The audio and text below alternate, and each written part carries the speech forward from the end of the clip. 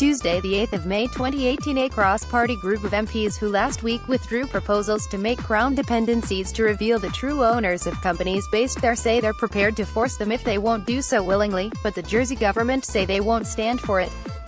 The House of Commons voted last Tuesday to compel the overseas territories to open their ownership registers to public scrutiny as part of the new Sanctions and Anti-Money Laundering Bill, which aims to expose those who may be sheltering funds linked with criminality and corruption in Britain.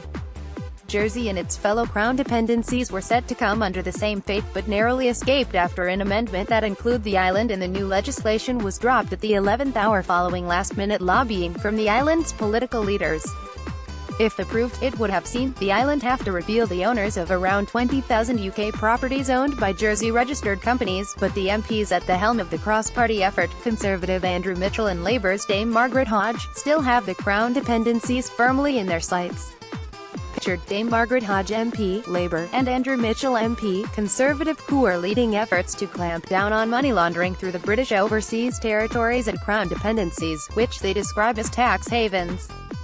Pushing for the islands to voluntarily make their beneficial ownership registers public by the end of the decade, and are seeking help from UK ministers to encourage this. If they don't, the political alliance say they're prepared to find other ways to oblige the islands to do so, otherwise the motion could return to the Commons.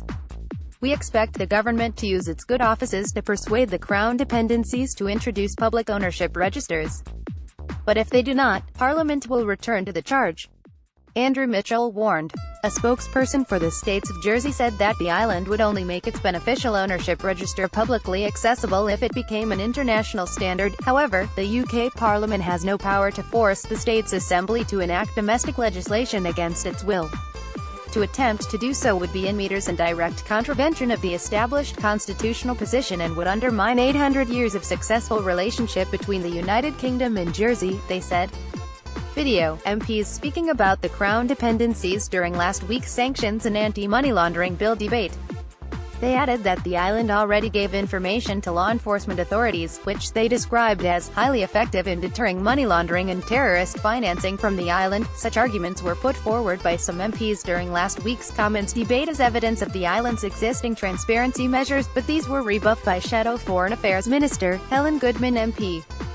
Money laundering through London is estimated by the National Crime Agency to total £90 billion, and it is facilitated by the secret ownership of companies allowed in tax havens.